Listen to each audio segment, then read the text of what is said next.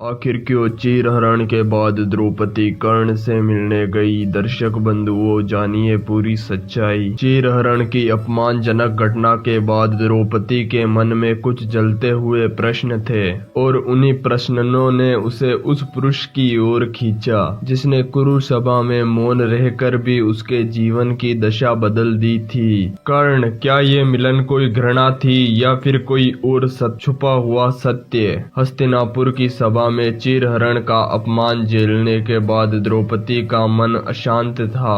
उसके आंसू सूख चुके थे, लेकिन हृदय के अंदर अभी भी एक प्रश्न उठा हुआ था। कर्ण ने क्यों मुझे दासी कहा? क्यों उसने दुर्योधन का साथ दिया? क्या वो सचमुच केवल मेरे उपहास के लिए सभा में खड़ा था या उसके भीतर कोई और आग जल रही थी?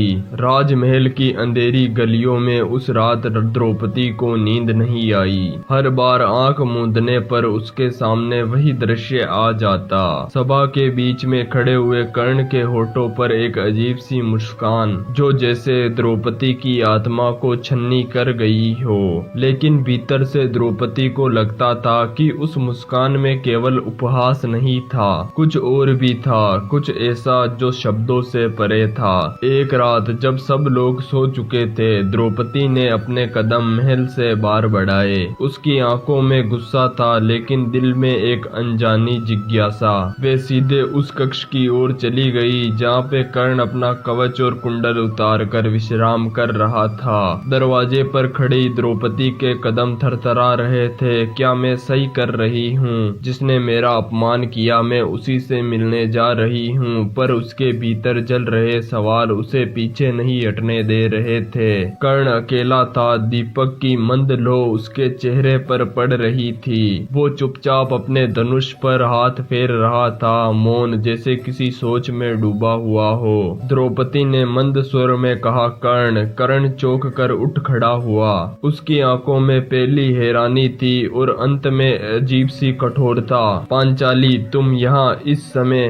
द्रौपदी ने गहरी सांस ली और बोली, मैं उत्तर चाहती हूँ। सभा में तुमने क्यों मेरा अपमान किया? क्यों मुझे दासी कहा? पांचाली, तुम मेरे प्रश्न का उत्तर हो और मेरे जीवन की सबसे बड़ी विडंबना भी। द्रौपदी स्तंभ रह गई। विडंबना? क्या अर्थ है तुम्हारा? कर्ण की आंखों में पीड़ा की एक लहर थी जिसे उसने सभा में किसी को भी कभी दिखने नहीं दिया था। उस रात महल के अंधेरे में दो विरोधियों के बीच एक अनकही कहानी ने आकार लिया। द्रौपदी के प्रश्न अधूरे थे और कर्ण की आंखों में छुपे हुए उत्तर किसी महाभारत से कम नहीं थे। जब सत्य पर से पर्दा उठा तो द्रौपदी के मन में एक तूफान उठा जिसने उसके संपूर्ण जीवन को हिला दिया। कर्ण के शब्द केवल उत्तर नहीं थे, बल्कि वे उन भावनाओं के विराट थे जिन्हें सबों से युगों ने छुपा रखा है।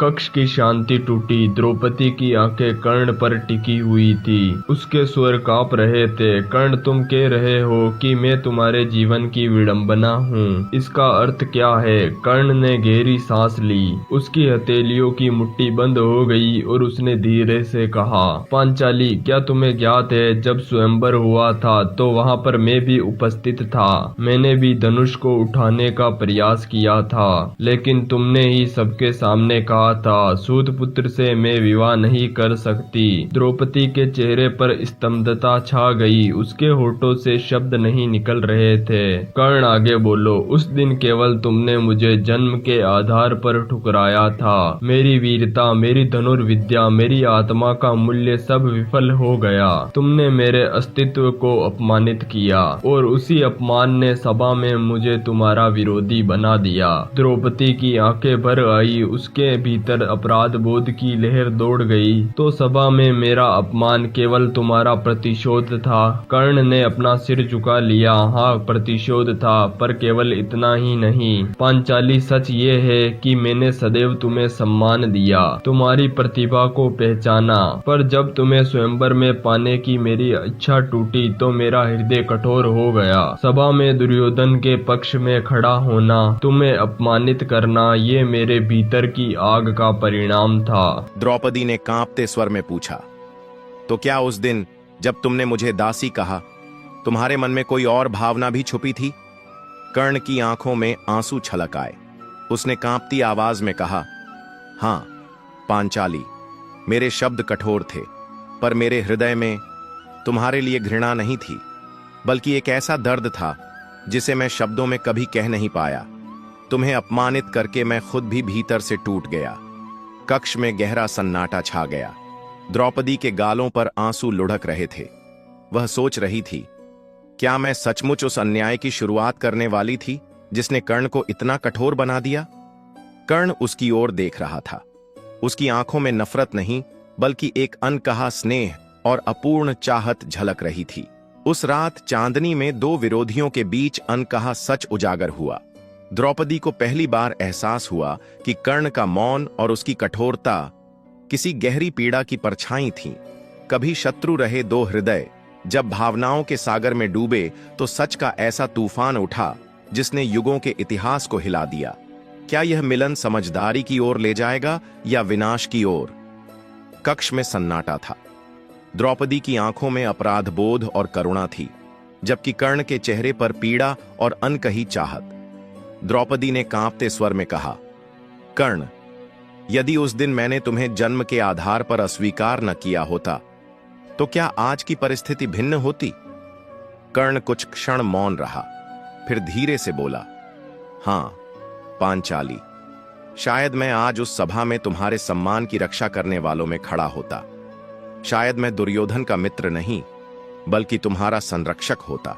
शायद महाभारत ही न होता। द्रौपदी की आंखों से आंसू बह निकले। उसने पहली बार कर्ण को शत्रु नहीं, बल्कि उस वीर को देखा जो केवल परिस्थितियों का शिकार था। कर्ण ने दृढ़ स्वर में कहा, पांचाली, आज मैं तुम्हें एक वचन देता हूं। भले ही मैं दुर्योधन का मित्र हूं, परंतु जिस दिन रणभूमि में तुम्हारे पतियों के सामने खड़ा होऊंगा, उस दिन मेरा धनुष केवल धर्म की रक्षा के लिए उठेगा। तुम्हारे सम्मान को और कोई आंच न पहुंचे, इसका ध्यान मैं स्वयं रखूंगा। द्रौपदी उसकी ओर देखती रह गई। वह समझ चुकी थी कि कर्ण का हृदय जितना कठोर बाहर से था, उतना ही संवेदनशील भीतर से। द्रौपदी ने धीरे से कहा, कर्ण, काश समय हमें एक मौका देता। शायद मैं तुम्हें उसी रूप में देख पाती जिसमें तुम स्वयं को देखना चाहते थे। कर्ण ने हल्की मुस्कान दी। उस मुस्कान में अपार दर्द और अधूरी चाहत थी। पांचाली, कुछ रिश्ते नियति लिखती है और वह उन्हें अधूरा ही छोड़ देती है। तुम्हें 5 पतियों का संग मिला और मुझे अकेलेपन का भाग्य। शायद यही हमारी कहानी का सत्य है। रात बीत चुकी थी। चांद ढल रहा था और द्रौपदी ने अपने आंसू पोंछे। वह धीरे धीरे कक्ष से बाहर निकल गई। उसके कदम भारी थे, परंतु हृदय कुछ हल्का हो चुका था। कर्ण ने पीछे से केवल इतना कहा, पांचाली, जब भी इतिहास हमारा नाम लेगा, लोग हमें शत्रु समझेंगे, पर इस रात का सत्य केवल हम दोनों जानेंगे। इस प्रकार द्रौपदी और कर्ण का यह मिलन इतिहास की पुस्तकों में नहीं दर्ज हुआ, पर उनके हृदयों में यह एक ऐसी गुप्त गाथा बन गया जिसने भावनाओं, सम्मान और नियति के बीच खिंची लकीरों को हमेशा के लिए धुंधला कर दिया।